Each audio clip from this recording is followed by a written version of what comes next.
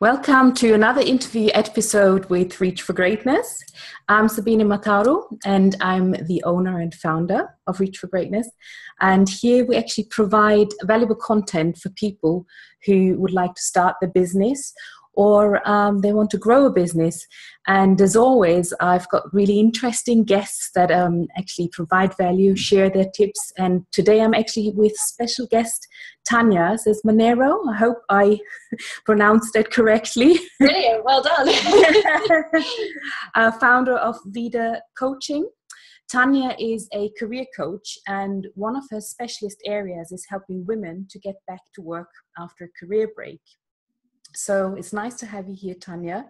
You will be actually talking about a very relevant topic these days, as well as sharing some insightful tips around how to overcome some of the obstacles that women actually are facing when it comes to actually getting back into work. So Tanya, over to you. You are the specialist and the expert. Thanks very much, Sabine. I am really excited to be here talking to you today. I am a mum, and I was one of those women that had several years out of the workplace and was looking to return to work. So I know sort of how people are feeling when they're trying to find that job, and sometimes it's not easy. But I did it, and if I did it, I feel like anyone can. So, and I'm, really pleased to be talking about it today. And I sort of identify really four main challenges that I feel that women face when looking to return to work. And one of those is guilt. If you're a mum and you have kids, and it's that feeling of guilt about not being around for your children. And pretty much I would say most mums feel that way. But it's about balance, really, for me. I think that it's really important for women to have that adult company and the mental stimulation, and to have their needs met and to sort of feel fulfilled in their lives, because I think in that way they can actually be better mums. We can be better mums if we're fulfilled ourselves. But also I know that, often we feel like, we're not around, all the time to help the kids and to see our children. And that can be a struggle. But also another thing to think is that it's really good for your children to have a level of independence. I think it helps set children up for adulthood, really, to have not always be around their mum all the time, but to go off to nursery or school and get those life skills. I think that although it is challenging when you return to work, there are benefits as well as, let's look at the benefits as well as the guilt that we often feel.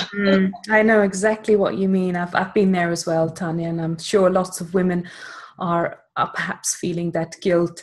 But if you look at it, in a way that you need to be fulfilled yourself in order to be able to give back to your children, and you do need that sort of time for yourself and also to sort of keep yourself engaged. I think that is very important to actually look after yourself as well, and not just have the kids and the family come first. And and some people, that's what they want, and that's fantastic. But if it's not what you want, then it's important to recognize that and to do something about it, because otherwise I think it'll be more difficult for you. And I think it's a great thing if you want to return to work and that's what you're passionate about, then let's try and help you to do that. So the next area that I sort of identified really as a difficulty for women when returning to work is that lack of confidence.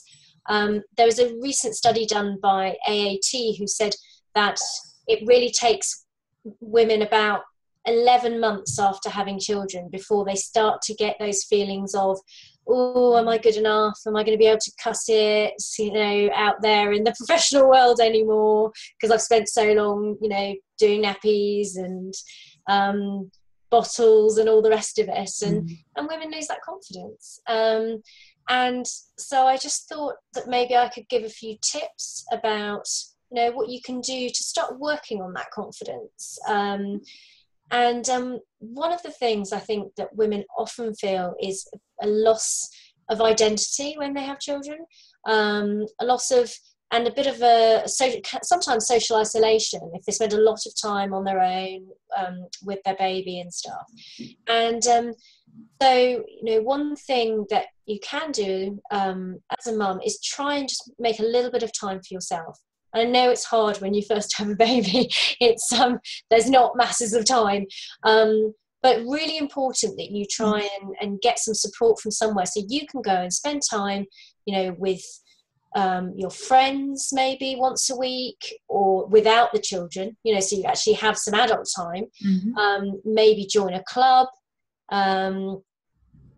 maybe volunteer, and do, which will also look really great on your CV later on. So that's a sort of double plus.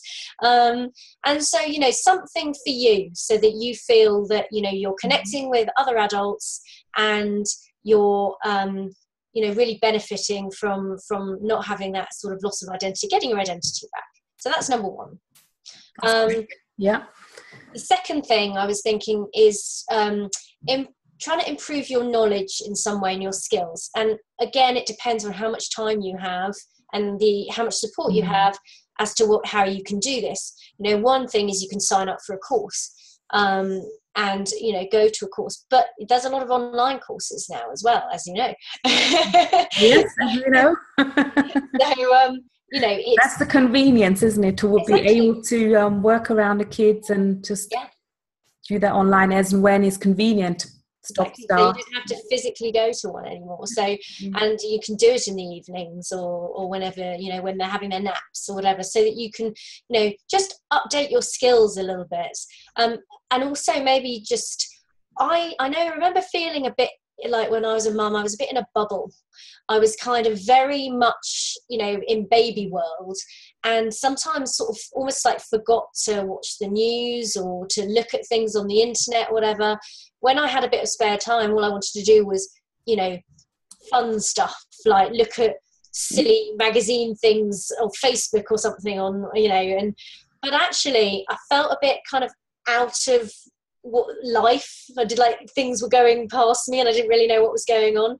So, a good thing that I did was just start to kind of look at news again, watch news again, look at the BBC website and, research things online to sort of, find out kind of what was going on a bit more and feeling a bit more part of it. So that can help as well. And then I think lastly, we're very good as humans at telling, sort of talking down to ourselves, being very negative, saying, oh, I can't do that. Oh, I'm really, no, I wouldn't be able to do that. And actually our brain then often kind of thinks, oh, okay, no, maybe I wouldn't be able to. And you sort of get into a bit of a negative cycle. So I think when you find yourself saying, oh, I couldn't do that, try and flip it, try and turn it on its head and think about all the things that you can do.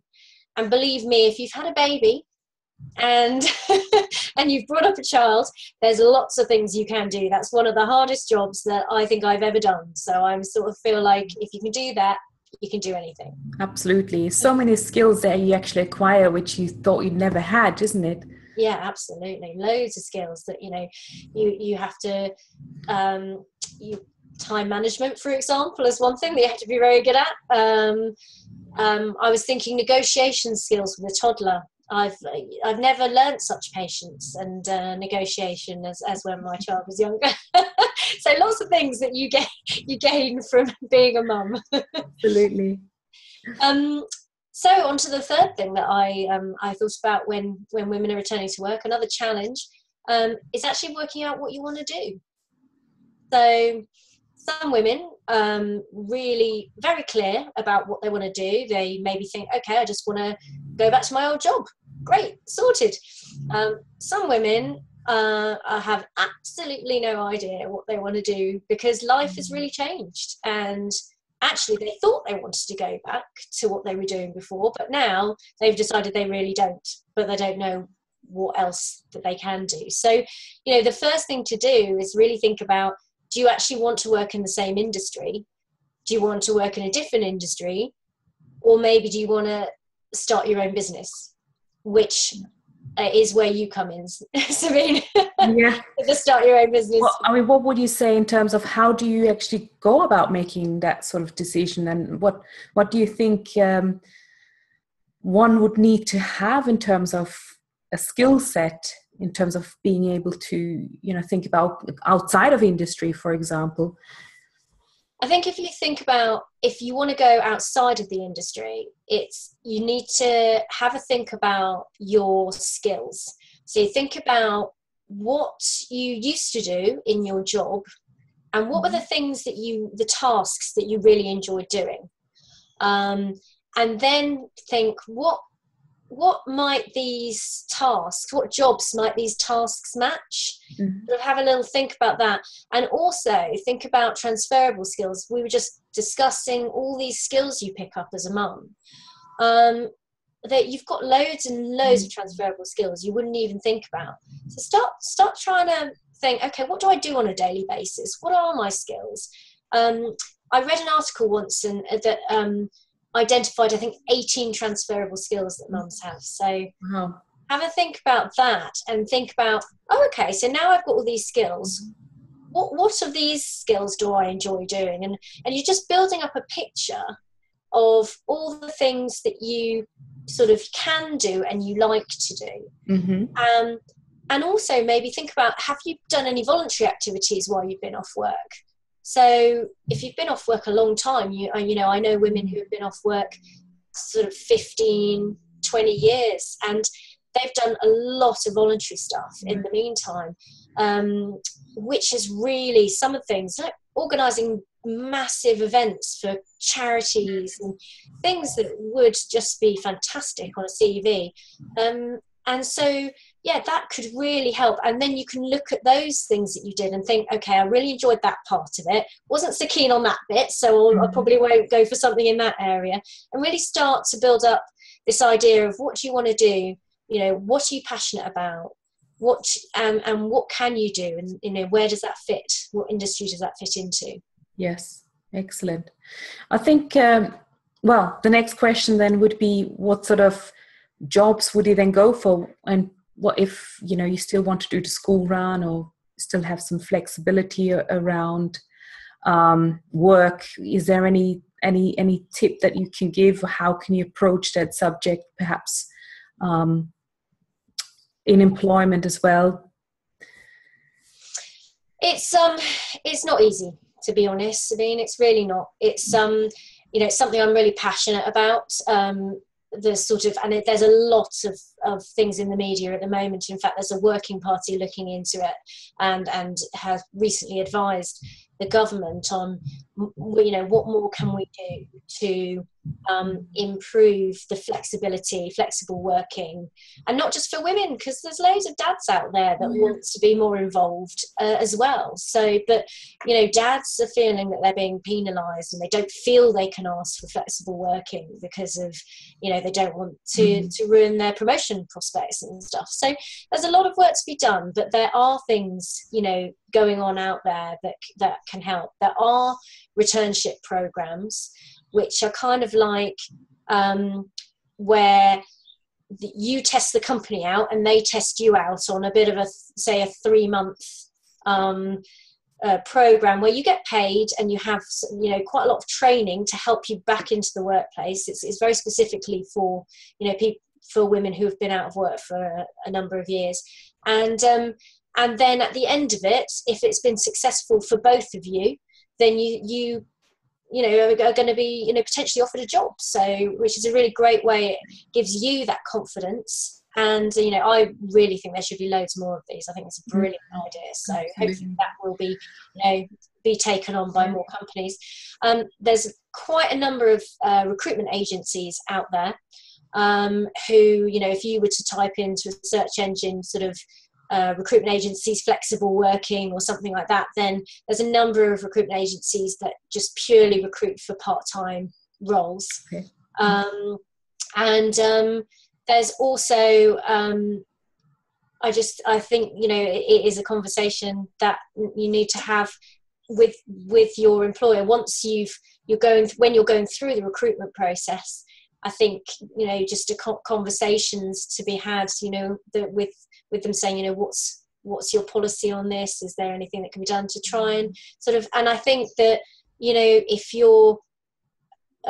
they really want you in that position, then they will do what they can to accommodate, employers will do what they can to accommodate your requirements. Absolutely.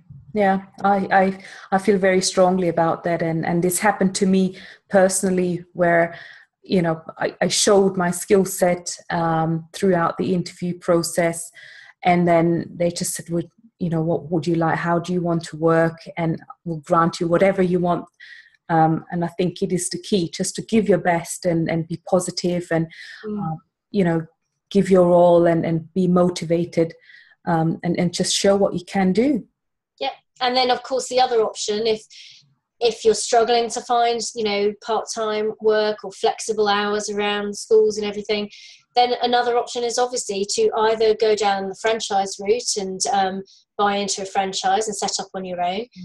In that way, that with a franchise, you know, you get more support than doing it on your own. So it's a little bit less risky, but obviously you have got usually to buy into that franchise, so you need to give some money. I'm actually going to do a little podcast interview about franchises as well, and what that means and advantages and disadvantages. So I shall post the link below this video. Fantastic. No, that would be really great, because when I was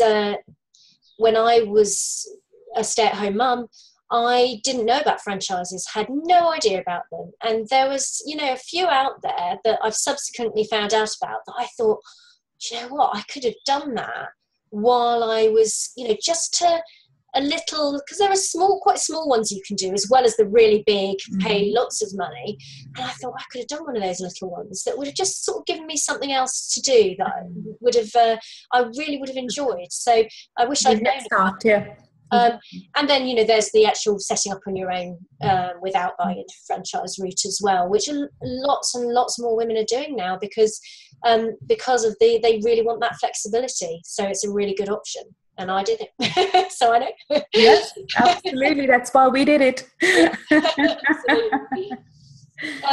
So finally, my sort of last challenge, I guess, is to secure the job. So if you're not going down the route of setting up on your own, then, and you want to get back into employment, then obviously updating your CV is really important. Making sure that you've got all those transferable skills on there. Make sure that your profile, you know, very clearly states what you can do. LinkedIn profile as well is another very important thing nowadays.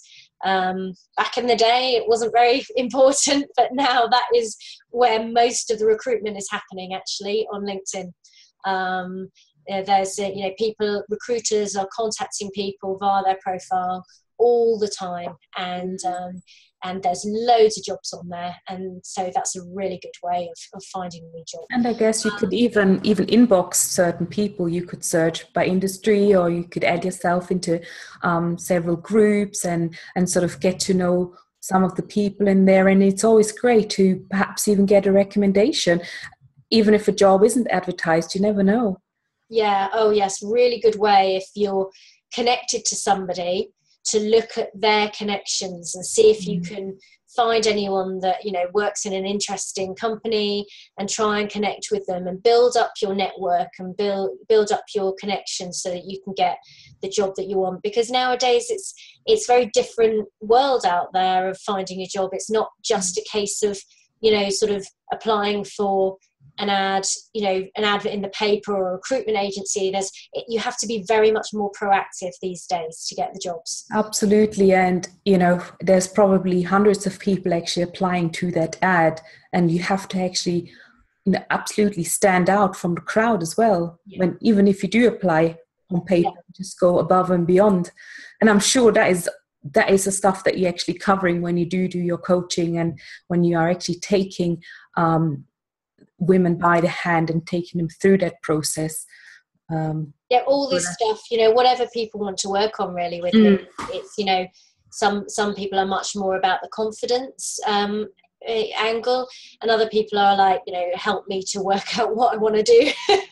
And then obviously I've got an HR background. I did a lot of recruitment, so I'm very used to helping people with CVs and LinkedIn, and sort of trying to get them to present themselves in the best way so that they can get the job, and also preparing for interviews, because that's obviously the next step. Once you've got an interview, it's really important to be very prepared for what questions that they might ask you. So yeah, absolutely. Wow. Well, that was amazing. I mean, what I got were, the 4 key points that you mentioned. What are the obstacles that women are facing getting back is about the guilt feeling, wanting to be with the kids, but then also it's important to actually do something for yourself and be interested. Then you walked us through the confidence thing, that perhaps if you haven't worked for a number of years, then you might think, well, what have I done? I haven't got any more skills. I've lost it all. Can I go back to my old job or not? So there's a number of good things around what you can do to gain back that confidence. Then there was a point around working out what they actually want to do, whether it is the route of getting back into the same industry, different industry, or perhaps even starting an own business. Because I think most of us are probably looking for sort of something more flexible if the kids are still young. And then the last point that you mentioned is actually helping setting up with LinkedIn profiles. It's around helping women through working out what they want to do, which job actually matches them, and then also going through CVs and interview process. Maybe if you have time, Tanya, maybe we can just put a little cheat sheet together and perhaps put that on your website or below this video. Where can people find you, Tanya? Can you just also perhaps just talk a little bit about what you do and how you work with people, and obviously let us know your website. Yeah, so my website's www.vidacoaching.co.uk, and I basically, on there you can contact me, and I've got a Facebook page and LinkedIn profile, of course, and Twitter, and just really helping women, as I say, looking at that confidence issue, helping women to work out, going through what are my passions in life, what's my personality, what do I like to do, what are my strengths, what are my transferable skills, really working with somebody to go through that process. And it's all about, with coaching, it's about asking the questions. So I'm not telling people what to do, I'm asking the questions, maybe giving them some exercises to get them really thinking about what it is that they want to do, and then steering them, and then helping a bit more with like the sort of putting together a CV, like making sure that is like a sales document for you, so that you really can get the job that you want, and knowing what to say in an interview, helping people to know how to present themselves in an interview. So that's kind of how I help people. And so if anyone does want any help, then feel free to. Well, we'll definitely put the link down below. I think you do offer free consultations or like a free coaching call. So we recommend that anyone who needs some help, get in touch with Tanya. She is the one. Yeah, so thank you very much for coming on and doing this interview, and I really hope that our listeners got some great value. If you did, then obviously please share. Maybe someone is in a situation where they don't know, they want to go back to work, they had children, and this may be just giving them a bit of advice and perhaps a starting point. So thank you very much for tuning in. Thank you very much, Tanya, for being here and sharing your great advice. Thanks for having me. I really enjoyed it. Thank you. And we'll talk soon. Take care. Bye-bye.